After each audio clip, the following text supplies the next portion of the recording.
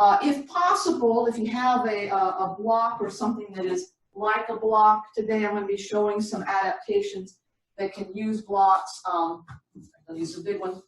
A lot of other things can be used in place of a block. So I've got some big blocks. Just put those here to remind us that we might be using those. And if you don't have a block, a chair or two, especially a chair that doesn't have arms, is a very useful device. But I'm going to be showing the actions, the adaptations, the exercises without any necessary props as well, because I know, here we are, and what we ended up with in our homes is probably what we have. And although we can create some things, and do look around, a lot of things in your environment might serve you very well as a prop.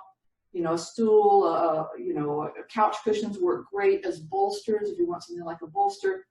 So many different things that we can use to supply ourselves with whatever prop we might need for the class. But first, we don't need anything but ourselves, because we're going to stand having our feet about hip distance wide and begin just to let the arms fly free as we spin our body from side to side.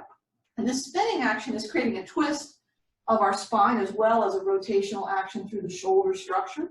And it's good to just let the arms sort of flop against your body. That provides a sudden stop, which can sort of pull the joints of the spine into a better alignment. So back and forth we go with our actions. It's also make sure that you got enough room around you that you're not going to wang into things as you're doing your actions. It's a good way to chart what loosens up very easily and what within you seems to be more resistant, and pay attention to anything that seems like it might be a bit of a discomfort to you. We'll let the arms cycle down, and then we're going to lift the arms up and let the arms fall down. So we're up and down with those arms, and we'll feel sort of that pull at the very top of the shoulder, that maybe going into the neck area. Do pay attention to shoulder issues; they're fairly common, and just we'll adapt and modify around anything that might be a little bit distressful to us. So we do that many times, and then we just softly bend our knees, rocking weight back onto the heels. And I want us to lose our balance a little bit, go toward the toes and lose the balance, because if I want to improve something, I've got to bring myself to the point of creating an action that lightly stresses it. So if I want to stretch a muscle, make a muscle longer, I have to bring it to the point that I feel the stretch, and gently so. If I want to strengthen the muscle, I have to make it get tired of lifting against resistance. If I want to improve my balance, I have to lose my balance, but not, right on the cliff edge or anything like that. But 1 foot forward and come onto the toes. Teach yourself to bend your knees when loss of balance is imminent, and that will unlock the knee and prevent you from throwing your head violently forward or backward. Let's put the other foot forward. And so the time to practice our balance is not when we're in the midst of losing it for real. It's simple stuff like this. And let me tell you, there's just an incredible value to persistent work, even if it's just for a few seconds. Persistent work done day after day after day will transform us. Now let's stand feet about hip distance and let all the weight we can come to the inner edge of the foot, enough to lift the outer edge into a stretch. And all the weight we're comfortable with, go to the outer edge of the foot, lifting the inner edge for a comfortable stretch. And this is shifting the bones of our ankle that are much like the bones stacked either on top of each other or one forward of another. And they can become misaligned. And they become misaligned because we put ourselves in postures that are inappropriate to the arch of the foot. We become lazy in our feet. So let's unlazy ourselves. Let's bring weight evenly across the ball of the foot area and push the heels away from each other. And that one action is going to engage all the way up into the hips. With that, we lift our toes. So we use some toe muscles, and we'll also use our hands. We'll pull our fingers back. So hands and feet are very similar structures within the brain. We're going to squeeze our toes down, and we're going to grip our fingers into the top where the finger joins to the palm. And both these things are a cross training. Now, cross training means unusual, and what is unusual to the hand is especially pulling the fingers backward away from what we're grabbing, and then squeezing enough to touch the top part of the palm, because that's not the way we hold forward. And our toes, any movement of the toe is unusual, because we put our toes into shoes, and that's basically all we do with them. We don't do anything else. Okay, now try this. Spread your fingers and your toes out wide, and then squeeze them together tight, and look down. First, when you try and spread them, it's natural for them to want to lift up because your brain knows that muscle better than the ones that spread. But is there any space greater between the toes when you're trying to spread them than when you're not spreading them? And can you squeeze them together so that they're tightly together? The answer might be not yet, but we just keep working. Try moving big toes towards each other. Now, the big toe is a movement like this, is a single muscle control, and it's very far away from the brain. And so there's a delay or a problem in getting that because the brain's just unfamiliar with that muscle. Now let's press down on that big toe. Push the heels outward and lift your small toes up and down. All this control is practice that we need, action that we need. And press those small toes down, heels push outward, lift your big toe up and down. And now we'll try our extra credit. The biggest toe goes down, the littlest toe goes down. Heels pressing outward, 3 similar toes coming up and down. And maybe not yet, but if we keep practicing, it'll be our ability soon. But now, the best news is as we stand across the ball of foot, heels pressing outward, we've got a beautiful arch, and we're going to push our hips back so they align up over the ankles. We're going to lengthen both back and front of our chest, pulling the chest upward to lengthen the spine, but then bringing the shoulders a little bit back and gently lowering them to release tension from the neck. Just lift up through the head so the neck is nice and long. Breathe into the belly, and the next breath, lift your arms slowly forward and up. So we associate the breathing and the movement, inhaling, and then as we exhale, we take those arms slowly out and slowly down. We exhale. Now the first movement is sort of just a test to see what's going on. The next movement, I'm making a little bit of a stretch. I'm reaching a little bit further out there to find out what is my limit of movement. I want to go to my edges comfortably. I'll do it again, reaching, maybe with a lot of effort or maybe with very little effort. It's up to me. But now I'm going to do this. I'm going to take my arms, I'm going to take them to one side, inhaling, and then exhale, come across, and then down the other side. And that changed in my neck, my upper, and my lower back, the feelings of action. So it's not just the shoulders that are moving. Let's go the other way. So we take a deep breath in, and then we exhale, coming across and down. And we do that once more again, breathing in and breathing out. Very good. Lengthen the spine is very important. Lift your arms. Lift the center of your spine, lift the side of your chest, stretch your arm, full comfortable length. Inhale, stretch, and then exhale, release that. We do it again. We lift up the center, we lift the ribs up the side, and we lift the arm into the stretch. Inhale, and then exhale, we let that go. Let's do it again. Center lift, side lift, arm reach, inhale, stretch, exhale, let go. Center lift, side lift, arm stretch, inhale, stretch, exhale, release. Good. Now, we'll add a spiral to that to help us lengthen even more. Fingers locked together, press out the hands, start to bring the arms up. We'll lift the chest, and we'll begin a spiral that starts from the legs but moves all the way up and through the arms. Inhale in your spiral, and exhale, let go that spiral. We're going to lift up our chest again, and then we start from the legs, we spiral and lift all the way up. Inhale, and then exhale, we come out of that, and then we're going to lift again. Now, stretch straight upward, trying to pull the chest up, and allow a gentle arch back. Don't go too far, don't jam. Keep lengthening as you go. Deep inhale, and then exhale, we're just going to throw those arms down again. But we'll lift up the chest and squeeze together the shoulder blades, reaching the arms back. Nice pull together of those shoulder blades. Exhale now, and then inhale, shoulders going forward, arms rounding the back of the chest. We inhale there. And then we exhale again, squeezing and reaching back. And then forward go those shoulders, deep inhale. And then once again, the reach back, the squeeze back, the exhale. And then we release those arms apart. Now stand with your feet a little wider on the mat, and begin to spin your arms. And already you may feel that since the first of the class, you've loosened up, maybe even considerably, or maybe you're just even more aware of some place that's reluctant to loosen. But we're going to isolate now. We're going to isolate to the deep part of our core. We're going to lift the chest, and we're going to turn our shoulders without turning our hips. And in doing so, we activate muscles that are much closer to the spinal structure in the back, and then deep abdominal core in the front and on the sides. And so we go back and forth, and there may not be much movement, and you feel the sensation. It's kind of deep in the body. And then we uplift the chest again. It's the pelvis that turns. Hips pivot back and forth, and that might even be tighter. There are some limitations. Each area moves into a very specific range of motion as its maximum. Very good, but now we're going to keep the pelvis stabilized by pushing the feet and the knees away from each other. And this activates the outer hips. We're going to keep that active. We're going to pull in our belly, lift our chest, and lower the shoulders. Now the pelvis stays at center, so as we tilt our body, we take the arm and lift up the other side. Ribs and arm lifting, take a deep breath. And on exhale, it's like we're grabbing the ceiling to lift ourselves out. We press those feet out again, strong engagement. belly in, chest up and shoulders down. We make the tilt. We take the arm into the stretch. We lift. We take a deep inhale. And then exhale, we lift ourselves all the way up and out. Now we're going to make a wide stance. And in that stance, we're going to let our knees bend a little bit so that creates a bit of a platform right here. We're going to pull the chest up and put the heel of the palm into that platform. So when we bend forward, the heel of the palm remains high. As we bend, on one side, we're going to begin to press that heel of palm. We're going to straighten the elbow, and it doesn't have to go completely straight. Our goal is to lengthen the spine comfortably. Take a deep breath, and then exhale. Let that elbow bend, and now we'll do it on the other side. We begin to straighten, and the more we straighten the arm, the more length we add to the spine. Take a deep inhale, and exhale. Let the elbow bend, but now both sides. We press. And as we're adding more length to the spine, tractioning it, decompressing it, take a deep inhale, and then exhaling, bend your elbows, bend your knees, bring your hands all the way down to the floor.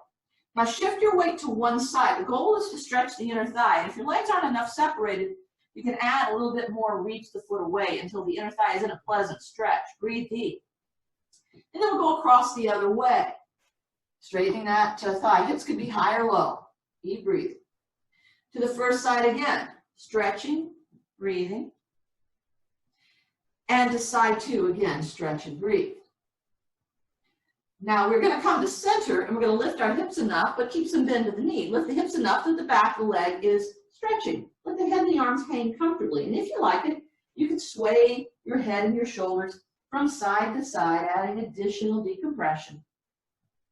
And now let's put one hand down in the center. We're going to bring the other shoulder up and toward the back. We'll press out our feet for stability. We'll lengthen and breathe. And if you're very comfortable, you can reach your arm up toward the ceiling. Looking out to the side, take a deep breath. And then exhaling, the other hand comes down. Our shoulder lifts up and toward the back for the twist. We press out the feet. We lengthen. If we want, that left arm can go up. Let's breathe. Exhaling, we'll come to center. And now we bend our knees and put our hands up on our knees and lift the chest to get the arms to go straight. So in this position now, we take a shoulder across, and the angle has changed what parts of us stretch a lot more. Breathing deeply. And we just let it go, and we go across the other way. We just sort of discover left and right are not the same. They have different stretch potentials. We want everything to feel comfortable. And we release. To that first side again, we reach across. Now inhale so much your ribs open up wide. Exhale into center. Reach across and inhale and open those ribs up wide. Exhaling, come on to center and bend your knees and come up out of that. Great. Okay, now we've warmed up a bit, and we're going to make some wise decisions about what we do with ourselves, because now, next, sun salutes, a series of poses linked together. And not everything will perhaps be the perfect thing for you in the sun salute, and you may want things to be more intense or less intense, and so that's where you have to adapt, because we're going to create a bit of a flow. If you have blocks and you want them in the front area of the mat, that's great, but we can do things with or without blocks. So stand at one edge of your mat. That'll be your front of your mat. The other side is what we're stepping back to. Make sure you got plenty of room for that. And stand with your feet hip distance wide with a good arch. Pull your hips back. Lift your chest. Let your shoulders come a little back, a little down. Head lifting up, chin level, and we'll breathe in, lifting our arms. With this exhale, we'll grab the elbows and bend the knees, chest coming down. And you could just let your elbows stay up on the legs, pulling forward for length, or lift the hips, let the head and the arms tilt down. Enough bend of the knees controls the stretch in the back of the leg. And if the head and arms are hanging, you could additionally sway the head and shoulders side to side to add additional decompression. Deep breath in, and on this exhale, placing hands, we'll step our right foot back and into lunge. The left knee stays over the ankle. Now we're going to lift up the right hip and bring balance across the ball of the right foot. Reach the right heel back to stretch the calf, and pull the chest and shoulders forward to lengthen the spine. Hold the arch in the left foot, and use either light pressure on the hands, or for greater intensity, one or even both arms can reach forward. Take a deep breath. And on your exhale, flatten the hands evenly and step back in a plank. Pull in your belly tight. Reach the chest forward and hips and heels back. Take a deep inhale. And then exhaling, softly lower down your knees. Let those hips shift back and toward your heels. Your elbows come down, your forehead comes down. You're breathing into the belly. But you can also shift your shoulders from side to side. And this will stretch a little bit in the rib cage and the shoulder region as you continue to breathe deeply. And we can come forward so the shoulders are right over those elbows and shift the hips from side to side. Or if you prefer, bring the knees right next to each other and pivot the feet from side to side to add a little bit more action in the core. We're going to flatten the top of the foot and press the hands evenly because now we come forward to upward dog. Bringing those shoulders forward the wrist, we lift the collarbones as we sink the hips. Press into the hands and the feet evenly. Pull the collarbones up, take a deep inhale. And on exhale, we'll move back to downward dog. So lift hips and push your chest toward your thighs. Flatten the palms evenly and let your thumbs pull gently toward your feet. With your head between the arms, you can see the ball of the foot. Lift up your heels and balance the weight there. Bend your knees and lift your hips higher. Push your chest steadily toward your thighs and broaden the shoulders a bit. If you like, paddle one heel down at a time so that you can stretch more into the back of the leg. Breathing deeply. On this exhale, we step right foot forward to lunge, and it's okay to bring the left knee down to adjust that right foot far enough forward. Lift up the left hip, balance the ball of the foot, heel reaches back as chest and shoulders pull forward. Right foot holds its arch, and it's either light pressure to the hands or one or both arms go forward. Take a deep breath. And on the exhale, we'll step forward, our feet hip distance. Now press into your heels and bend your knees. Pull your belly tight and pressing down, inhale up from a squat and exhale. Round two, inhale up. Exhale, grab the elbows, bend the knees, chest coming down. And this time we place the elbows back at the shins, fold the hands, let the head rest, and bend the knees like a skier stance. Press into the legs to move your ribs toward the knees and lengthen the spine. But also pull your shoulders toward the hips to release the neck. And also press the feet and the knees outward, engaging the outer hips. Keep your deep breathing focused into your upper back. And on this exhale, place your hands, step your left foot back. Now this lunge is going to become a side angle. So we're going to roll the left heel down and lift the left shoulder up and bring the right elbow up and on the knee. But we want our hips to remain in the center of the mat as we move our right knee toward the right edge and bring action into that outside of the right hip. Make further length on the right side. Reach the shoulder away from the hip. And then feel your feet. Find the arches. Make sure that left foot's little toe to heel edge is pressing.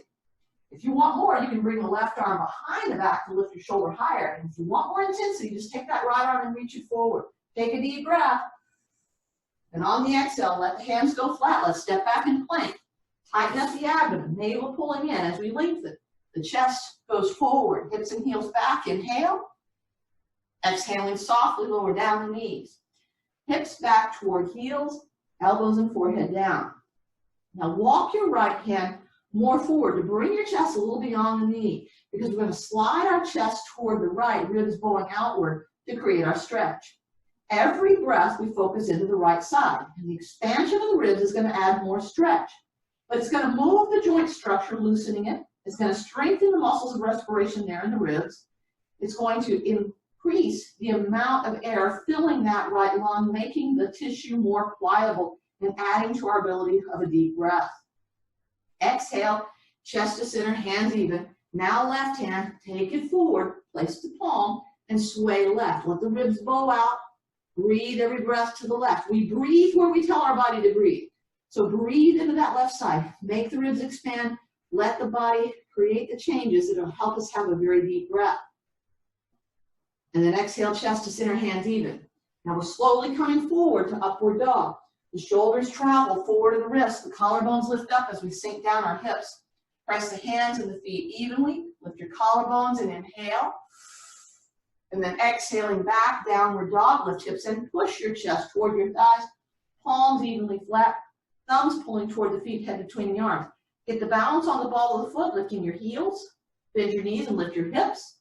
Push your chest toward your thighs. And let's activate the shoulders. We're going to pull our shoulders toward the hips.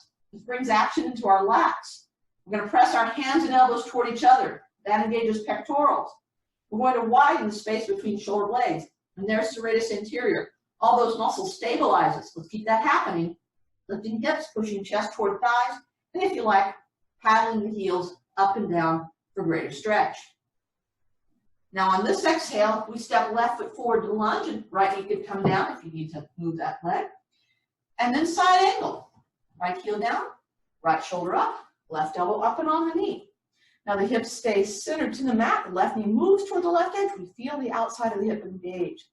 We lengthen the left side shoulder away from the hip, and we feel the arches, right foot, little toe edge especially.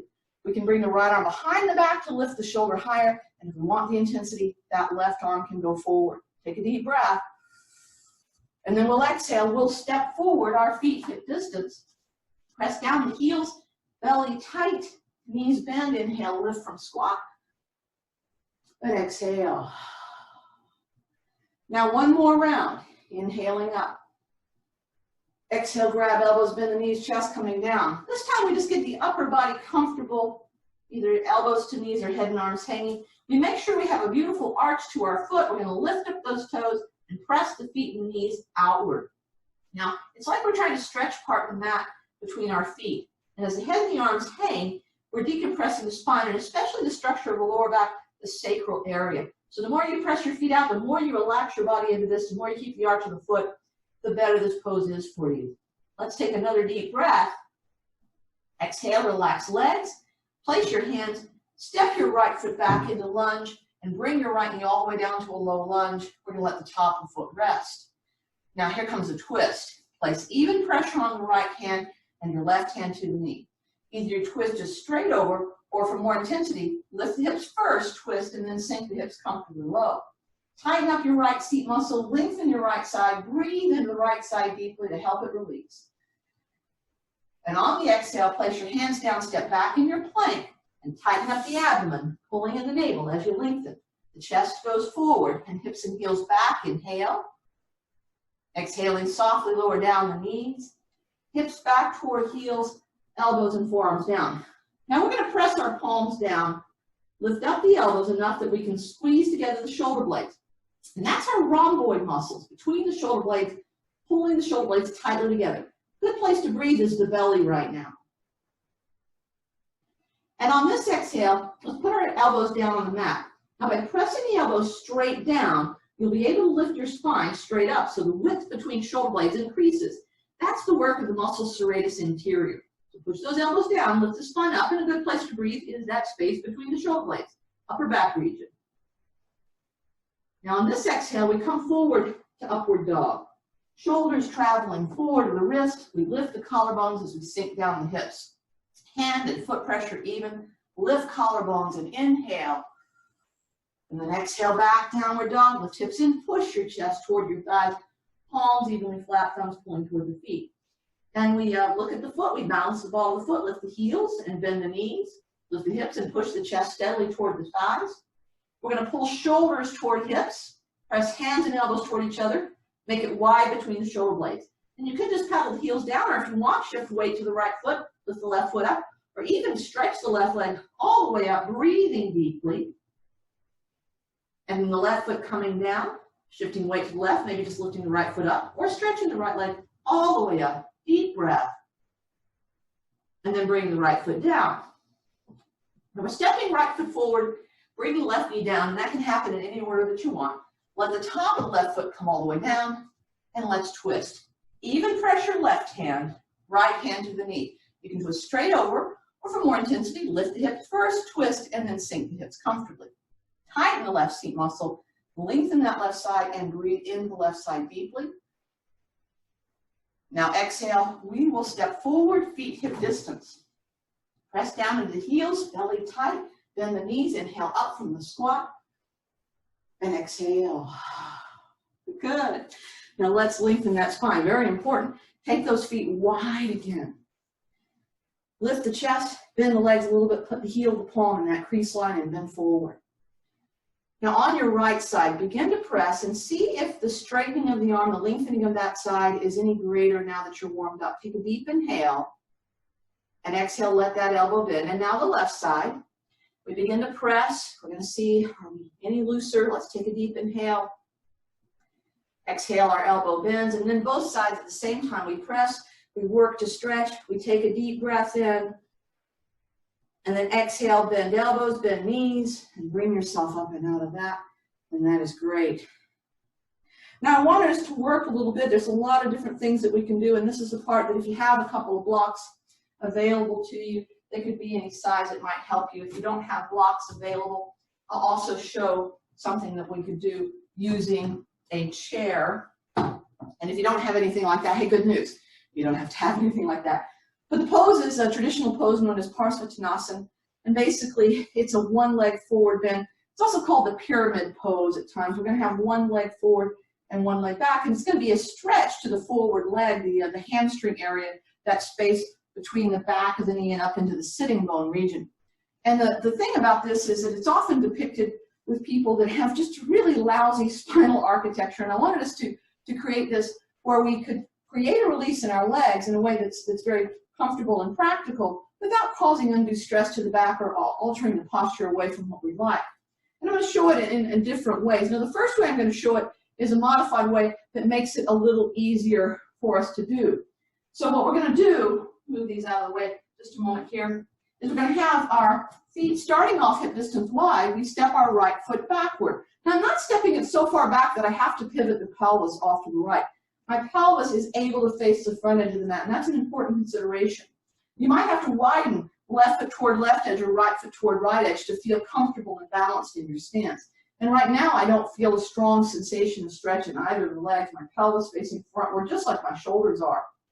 We're going to tighten up our thighs and lengthen by lifting. Now, we're already starting the pose, so press down into those heels, pull the chest upward, and bend just a little bit forward. Now, you'll start to notice maybe already a stretch in that left front leg. You might even feel something in the right leg. But we're going to go into an easy position right now by bending that left knee. So the left knee's in a bend, and I'm going to bring my hands down the leg. Now, if I don't have a prop, I can just keep my hands on the leg. If I have blocks, I can place them beside my left foot to put my weight on the foot. If I have no blocks, but I want something to give me some assistance, I can use this chair. And I'm going to come comfortably down and forward, my knees staying bent, until I reach a point where I've got a little bit of stretch closer to the seat muscle on that left side. And then I just very, very lightly straighten my leg. If you're comfortable, your hands could be all the way down on the floor or on a lower block structure. And all we're doing is just very lightly stretching that left leg by straightening the knee somewhat, but not extreme. There should be no unpleasantness that you're feeling in this pose. And it's very easy when we're in a hamstring stretch to take it, ramp it all the way up to unpleasant sensations. So this is allowing me to get an inversion, my head lower than my heart level, which is rather nice for circulation in the body. But it's also allowing me to gently stretch this left back of the leg. And to come out of the pose, since I've wanted to lengthen this, I don't want to just hoist myself up. I'm going to bend the knees more, and I'll bring myself hands to knees and back up again. So the way to come out of a pose is just as important as the way we go in. All right, and then we'll step forward. All right, so let's do this on the right leg as well. So this is a nice bent knee, modified interpretation of this pose, Parsvottanasana. And so just so that I can see everything going on, move some of these around. I'm going to turn myself on my mat so that you can see what I'm doing. Okay, so now I'm going to go into the position, and it's the left leg that I step backward. But I don't step it so far back that my pelvis has to turn. Remember, the pelvis faces the front edge, and I'm taking up the width space, right leg close to right edge, left leg close to left edge. And we're starting off with nice, firm, from knee to hip in the front contraction that tells our quads to act and our hamstrings to let go. We're going to lengthen our spine, and we're just going to try and bend only in our hips just a little bit. Now, already, even just a degree or two, we may be saying, oh man, this right front leg is not going to let go, or something weird's happening in this left leg, it's not going to let go. So we're not going to force the issue. Instead, we're going to bend that front right knee, and we can take our hands down the leg. And if you're comfortable with it, you can come all the way down, rib touching that leg, hands down. Or at any point, if you use some blocks to lift the body a little higher, or if you use the chair to let the body come forward. But you can see that I'm putting my back in a very comfortable position. I'm relaxing. If my hands are all the way down, I can droop my spine, that I'm not extremely rounded in this position. And my right leg is allowed to go into a very mild stretch. So I straighten the knee only enough for a very mild stretch. And that's a very reasonable way to condition the right leg to releasing. And then when we're ready to come out of this after several breaths, we actually bend both of the knees, the hands come up on the knees or on the blocks or the chair, and we lift ourselves up. Okay, so that's an adaptation that allows for some release. But I want to show the traditional way of working this pose because I often go online and I look at poses and I think, oh my gosh, that is not the way to work that pose, because I see backs that are rounded, postures of the human body that just don't look life affirming. So I want us to do a pose the traditional way with the legs straight, and there's a lot of limits when we straighten the leg and we don't allow that knee to bend, and the limits have to be that we might have short hamstrings, and so we have to allow our body to be a body that has short hamstrings while we negotiate for the hamstring to get longer. All right, so what I'm going to do is I'm going to take myself in this position, and I'm going to step so that the left leg is in the forward position, my right leg is back, and I make sure that my pelvis is level with the front edge of the mat. Now for this, if you need to bend that knee, if it becomes too strong, by all means do. But the whole idea of this is that we want to create a position where our spine, which is right now is a neutral position, low back toward the navel, gets to remain that way. So we're going to lengthen by lifting the chest and tighten our thighs. Now the first thing that we did before was we came forward a little bit, just bending. And that's beautifully done. And so we just stay right here with our hands on our hips. We can pull the chest away from our hips, tighten our thighs, and just come forward. And you may think, wow, I'm not coming forward very far, but you know what? You're doing great work. As long as you keep those thighs firm and active, signals traveling through the spinal cord to release the backs of the legs. And so that's good. You might be able to, with a chair, position yourself like so with the legs straight. And that's a great way to really help you activate your quads, no matter what your ultimate ability to come down. It's a good staging area to have something to brace you against so that you can focus on the activity instead of start trying to, pose for the magazine cover. And if we could come down a little lower and we had blocks to do it, we might be able to come down a little bit lower. And everything's limited based on what your body can do. Don't let that right side of the pelvis pull backward. Keep it pointed forward. There's a lot of limitations. Yoga's designed to find where we cannot go and just to hang us out there on the edge of our abilities. If I can go a little lower and maintain the length of my spine, that's fine, but there should be nothing extreme in the back of the leg. So going lower than this, a lot of times in all the pictures I see of the body drooping, oh, the head got to get to that leg. That is not what I want us to do. I want us to keep lengthened forward. There's other stretches we can do rather than this. And one really great way, I'm going to walk my way back up, keeping that leg straight, is not, the hands to the hip is great, but if you want something a little bit more, then take the hands and either stretch them back like this or bring the hands together and reach them back like so. Lengthening the chest forward, tightening the thighs, breathing nice and deep. It's going to feel like, well, I'm working pretty hard, and we are. And to come out of this, we're going to put hands to the hips, bend those knees, and bring ourselves upright.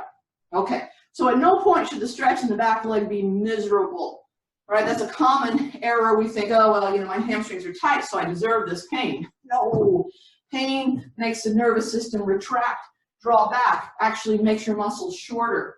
So avoid discomfort or increasing discomfort. All right, so now we're going to do this with our right leg. And legs are different. One side's going to be better than the other side.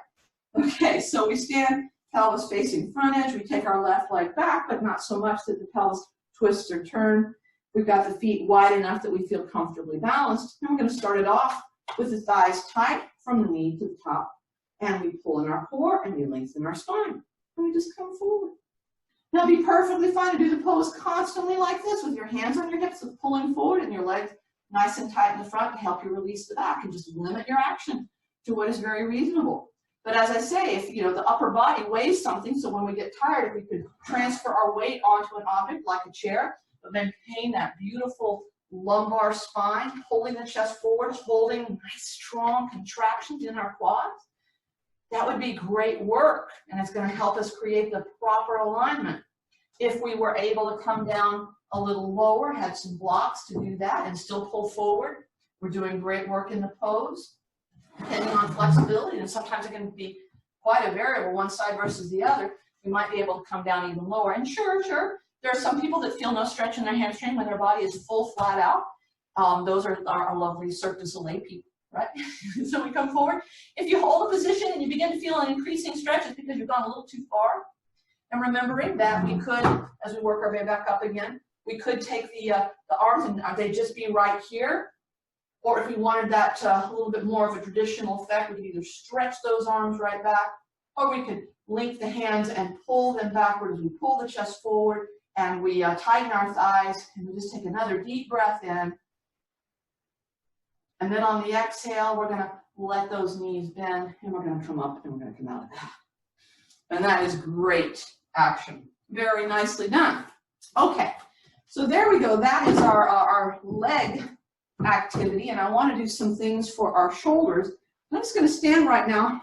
We will come down onto the floor here in a moment, but I just want to show us the action, and it's for both the top between the neck and the shoulder, and between the shoulder and the low back region.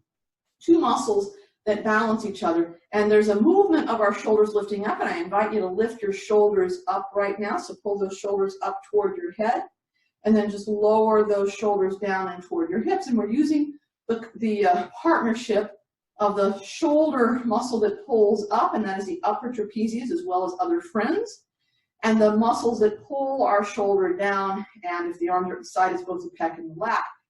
And when we're tense and uncomfortable, our shoulders come up. When we're doing shallow breathing, we feel the tension in this upper part of our trap.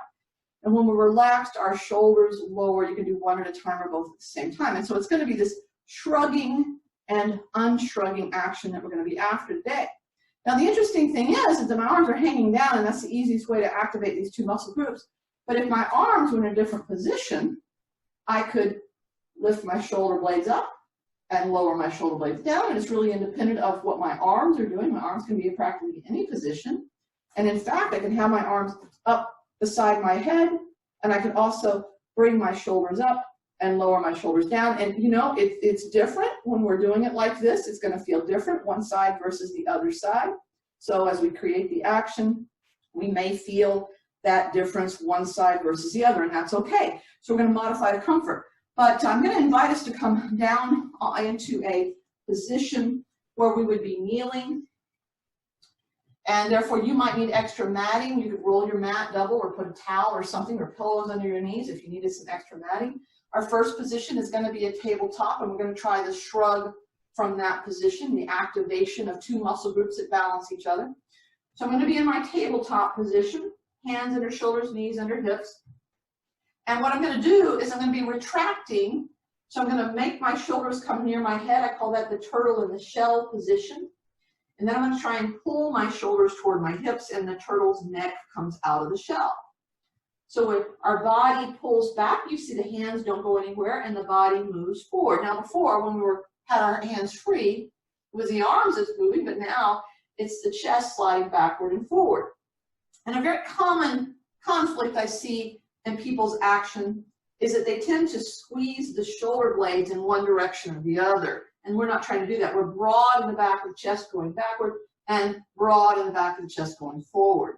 It's a little hard sometimes, especially to get that movement, but it's just that shrugging action that we're after. The thing is, the body gets really confused when we start to do the shrug when our hands are not moving. Now that's the tabletop version of it, which is fairly simple.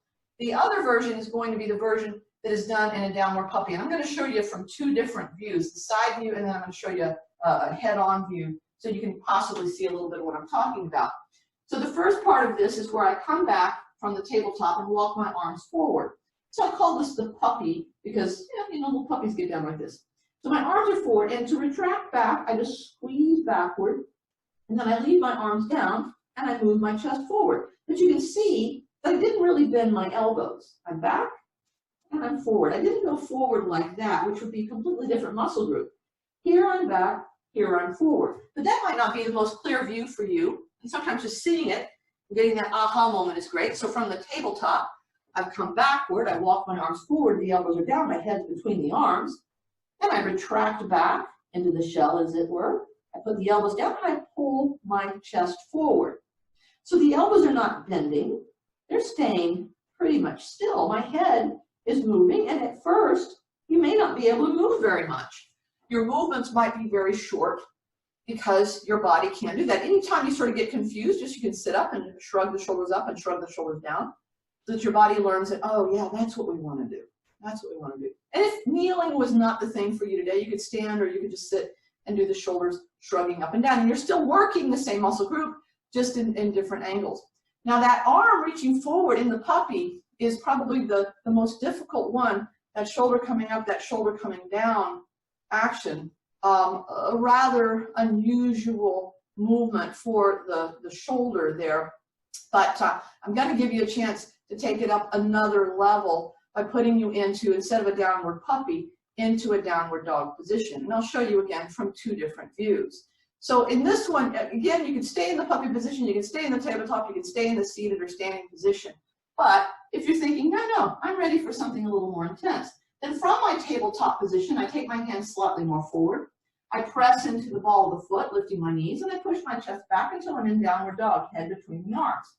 And in this action, I keep my knees bent so I can have weight off my arms. And I retract, I pull into the shell, and then the turtle comes out of the shell and the shoulder blades widen. So that's what it looks like from the side, retracting back and then going wide. And I'll show you the head-on view. So from my tabletop, I lift the knees, I push the chest back, head is between those arms, and here I am in the retracted, in the shell phase, and here I am in the wide. And my head's not going forward or back. You can see that from the side view. I'm coming backward, and I'm moving forward. And it's the turtle in the shell and the turtle out of the shell. And one of the things that, that yoga does to us is it confounds us. We can do a movement, we can sit, we can lift the shoulders up and lower them down. But the moment the arm is no longer moving and we're supposed to move the ribs instead of the arm, the brain may say, you don't have that body part. Well, you do, but it's just an unusual thing that our body's not quite used to. And so we'll get better at it. We'll gain some more insight. And whatever you did, you got some muscle action, and so that's good too. So be it the tabletop or the standing seated or the tabletop, the puppy or the dog, we got a little bit of action in both the upper trapezius and the lats, and maybe some auxiliary muscles that pitched in. Good. Now we're going to be in a seated position. We're going to do a brief twist for our back to take some of the tension out from all these other poses we've been doing. So let's sit down and sit with our feet and our knees relatively wide. All right, so we're seated and we're elongating. We're lifting our chest upward.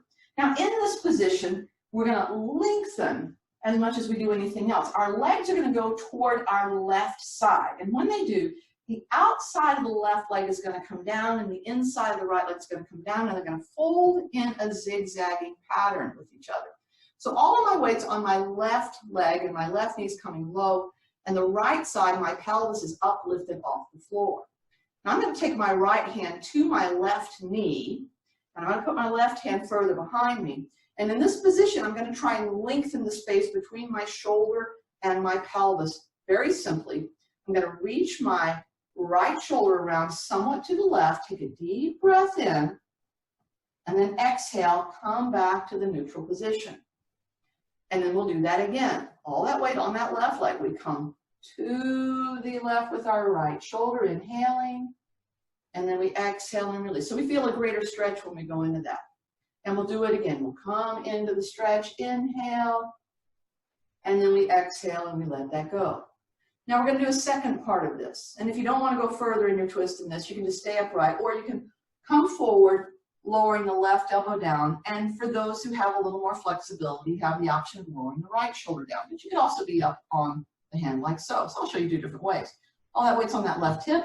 Now the shoulder is going to stay still, and as we inhale, we pull the right side of the pelvis back into that stretch. We exhale, we let it go. If the elbow's down, it looks like that. We inhale, the pelvis pulls back. We exhale, we let it go. If we're higher up, when we pull back, the pelvis moves back and it goes forward. Let's do whatever version again. Another inhale, back goes the pelvis. Exhale, it goes forward. And then pressing on the palms, we lift up, we walk our way back toward ourselves to come out, and we're going to do the twist on side 2. So here we are again, nice and long, and we're going to let the legs go to the right this time. Outside of the right leg comes down, inside of the left leg. And so the legs fold in the zigzag pattern. All our weight's on our right hip, the knee all the way down. Left side of the pelvis is uplifted, and we're going to put the left hand on our right knee, our right hand somewhat behind us. Now, we're going to work with that shoulder first. So we're going to reach the shoulder away from that left hip toward the right. We inhale, and then we exhale, and we just let it all go. And a second time, we reach the shoulder, inhale, exhale, let it go. It's always nice to inhale enough that you feel the ribs stretching. And we do it again. Reach and inhale, and we exhale, and we let it go. Now, you can stay in this position or work our way downward, maybe right elbow coming down, left hand on the floor, or left elbow coming down too. I'll show from the elbows being down position first. So we pull that left side of the pelvis back, we inhale, and we exhale to let it go. You could stay in this position, or if you happen to be in this position, it looks like this. Pelvis pulls back, inhale, exhale, let it go. If you happen to be up higher with your hand on the knee, it looks like this. Pull back, inhale, exhale, let it go. So one more time, in whichever position you happen to be in, nice deep inhale, pulling backward, exhale, let it go where it was. And then bring yourself upright. And that is good. Nicely done. Now we're going to create another release. This is going to be for some of the core structure. And we're going to be on our back. We're going to be going into mild bridging positions, if that's possible for you, or just creating actions that are similar to a bridge, but not the complete bridge. So please, if you can, come onto your back and place your feet down so that they're relatively close to your body. Knees bent. So here we are on our back. Our feet are down, the knees are bent. Now we're going to create a flattening of our back. So let's go ahead and test it out right now. Just your arms can be out there and you just flatten your back down. You make sure that doesn't feel bad. And then your arms are going to be out there and you'll arch your back, but you'll leave your hips down. And so we're just going to flatten our back and arch our back, a pelvic tilt a few times, just to make sure the body feels good. And that's great. But now what we'll do is we'll take one knee at a time into the chest, and we'll hug our arms around those legs. This is the socially correct way to hug right now. We flatten our back. And then we're going to bring our heels down. We're going to put the heel really close to the seat muscle, really close right down there. Feet and knees hip distance wide. Now our low back might be flat, but let's just go ahead and let it be slightly arched away from the floor. Push your heels down. And when you do, you'll be able to tighten your seat muscles. Reach your knees toward your toes, and you'll be able to lift your hips up. And you don't have to lift into this bridge. You can just press the heels, or you can lift up very low, or lift up whatever height feels good. All right, we hold a breath. We don't hold our breath, we take a breath, and then we exhale, the hips come down, and once again, we bring our knees in, and we allow our back to flatten, and we give ourselves that lovely reassuring hug. Breath in, and then when we exhale, our feet are coming down, but you know what? They're going to be a little further away from us, so we're just going to reach our feet slightly more away from where they were. And that's going to change what part of our leg activates. Push down those heels, reach your knees toward your toes, either just do that only, or lift your hips up into the bridge. And you're going to feel a little different engagement, possibly more of the back of the leg. Take a deep breath in. Exhaling, sink, land on those seat muscles. And then once again, flattening the back, pulling the legs in. Another curl. All right? Now we're going to steadily work our feet a little further outward until we reach a maximum outward. So I'm going to go a little further away now. And it's definitely going to help me find my hamstrings when I do this. We push the heels, we tighten seat muscles. I don't just lift my hips up. I try and reach like I'm pulling my body toward my feet. And when I do, oh my goodness, hello hamstrings. Take a breath. And then exhale, land on those seat muscles. Curl up again. And this is probably about as far, this next time, about as far as I can go out. You may have already reached that point. So I'm going to take my legs ridiculously far out there. Press down on those heels, tighten those seat muscles, reach those knees toward those toes, lifting up, and it's like, hello, hamstring land, oh my goodness. And then back down I go to that breath, and then I bring the knees in and the curl. And you could just relax at that point, or we could take it further for those who want more intensity. And here's what we create. And this is sort of an interesting thing to create an isolation of different areas. So my left foot's going to come down really close to my seat muscle, but my right leg's going to come down pretty far away. I get to decide how far away, and the heels are pressing. The heels are pressing. The seat muscles tighten, and I lift myself up, and it is an uneven activation of the pelvis. Deep breath, and then we come back down. It's like, wow. Make sure it doesn't hurt your back. Then the knees come into the chest, and then the right heel's going to come down very close to my seat muscle. The left leg's going to go further out there. Pressing down the heels, tighten seat muscles, lift. Knees reaching toward the toes. Take a deep breath. Exhale, come down. Legs come in for that hug. I can switch back and forth like that. So I'm going to do it again. The left heel close, the right leg further away. Press down those heels, knees reach away. We lift up. Take a breath. Come back down.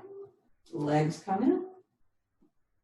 Right foot's going to be close. The left leg's going to be far away. We're going to press those heels, tighten seat muscles, reach those knees away. We come up. And then we come back down. And that's good. Just go ahead and bring those knees in. There are other ways to make that more intense, but that's probably enough this morning. We have the legs pulled in. We're going to put our hands in the very back of our leg area now, keeping that lovely flatness we created in our back. And we're going to lengthen those hamstrings that were just working for us. The left leg, I'm going to straighten a little bit, but you notice I didn't make the distance of the knee move further from my chest. I kept it in there, and that made me have to open my leg only a certain amount. And it's okay. We don't have to completely straighten the leg. It's not our goal. Our goal is to stretch the hamstring, and I've got plenty of that happening right now. Deep breathing. And then I'm going to let the left leg bend, and the right leg's going to isolate. By the way, I'm doing my best to keep my ankle, my knee, and my hip all lined up the same. One side feels a little different than the other side for me, and it's probably the same for you. And this is a nice straightening of the leg to stretch the hamstring. I let the knee bend. I'm going to go back to that first side, the left side. And I just make sure the leg stays close. If I want to add more stretch, I can reach the heel or turn the foot from side to side to bring that calf area and other parts of the lower leg into the stretch too. And then we let the knee bend. Side right, I do it again, but I could reach the heel this time if I want. Breathing very deeply. We let that come down. It's also possible to do both legs at the same time, and this actually is a little bit better sometimes for a back that's a little bit troubled. So both legs at the same time, whether you reach the heels or not, or swirl the feet, that's okay for you too. This is a great way to condition the legs to have a longer hamstring and a position where your back is not stressed or strained. So this is a great thing to do. And then we're just going to let our legs come down. We're going to place our feet down. We're going to have our feet separated hip distance, and the structure of the pelvis I want to make very neutral. So the front of my pelvis should be level, pubic bone and bones in the front level, which gives me a very shallow curve in the low back.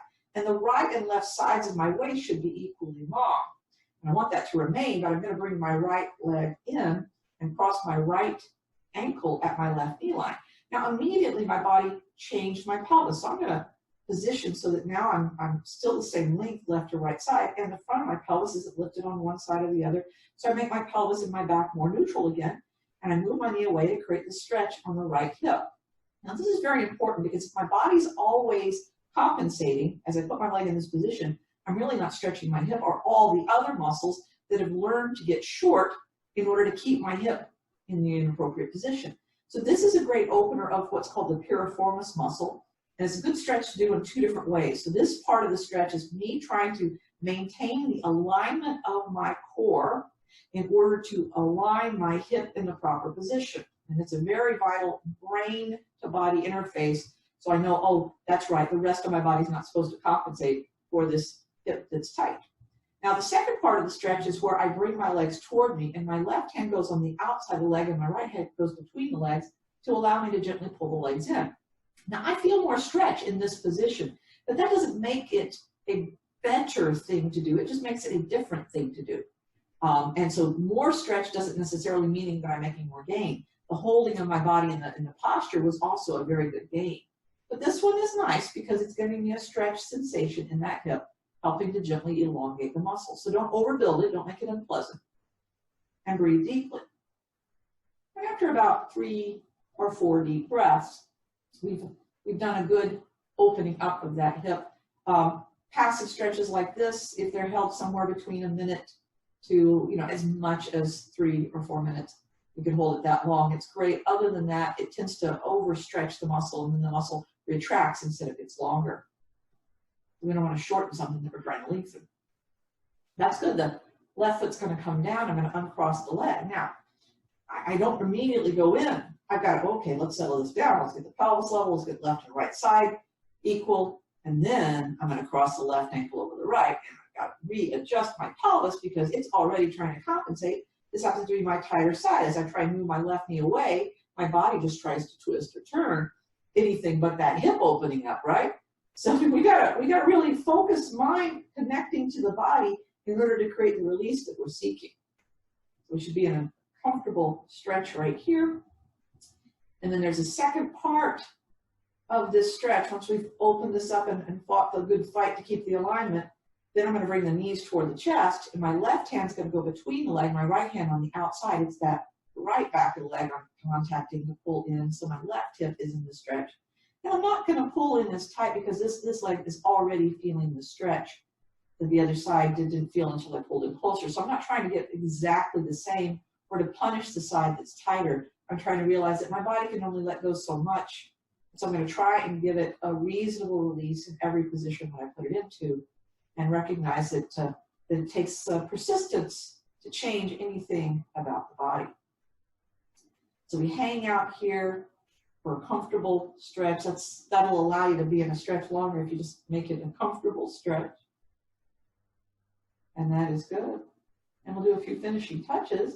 I'm just going to let the legs come down and crossing them, but I'm going to keep a wide stance. Arms out to the side. I'm going to rock the knees to the right and then rock the knees to the left. Another really good stretch is my right side of the pelvis lifts up. The right front of my leg is in stretch. That's when I went to the left. When I went to the right, the left side of the pelvis lift up and the front of the hip is in stretch. That's really great from the hip stretch. So a little bit of stretching, twisting is very good as part of our finishing touches in our actions. We're going to do a bit of a breathing practice here at the very end of our class. I'm going to unbend the legs now, stretch them out. Just turn the hips in and out. Nice little wobble of the legs. Shimmy one side long and the other side long. Just like little finishing touches, a little polish on what we did with our body. Relaxing that, we're going to tense up the seat muscles and let them fall flat, just tight and release with hips turned out, and then extra practice with hips turned in. We let that relax. We inhale, back arch. We exhale, back flatten, belly pull in. So those actions. We relax, we walk those shoulders away from the head toward the hips, let the arms turn. And then circle the chin a little bit one way, circle the chin a little bit the other way, tuck down the chin nice and firm, and then elongate the front of the neck nice and long, and then finally chin points up. We're going to focus on some breathing, so I want you to remain relaxed right here, right now, because I want you to exhale as completely as you can. Let your body just sort of drift very limp. And the first part of your breathing is to breathe into your belly and expand it like a balloon inflating. Breathe in very, very deeply. And when everything seems to be about as tight as it can be, then exhale slowly. We're going to add in, we're going to try and get a 4-part breath. After you completely exhale, begin to breathe in again. Breathe into the belly, but try and take some of the breath into the sides of your chest, moving all the way to your underarms. And then exhale all of that out. Each breath, we're going to add a little bit more. When you're ready to breathe in again, you breathe into the belly, and as that seems to be getting full, you breathe into your sides, and as that seems to be getting full, you breathe into the lower back of the rib cage, upper shoulder blade part of the rib cage. Breathe until you're full. And then exhale slowly, slowly, slowly, slowly.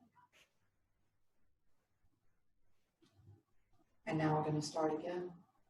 Breathing into the belly, into the sides all the way to the underarm, into the lower back of the ribs, the upper shoulder blade of the ribs, and the collarbones, taking sips of air until it seems that no more air fits in. And then very slowly, deliberately exhaling that air out, going limp and relaxed. And I want you to take several more of the deepest, fullest, complete breaths that you can. Every exhale, we're just bottoming out, letting go of everything. Every inhale, we're feeling belly, sides, lower and upper back, collarbones just filling, closed, stretching, body just becoming tight with air. And every exhale, we're just letting go, letting go, letting go.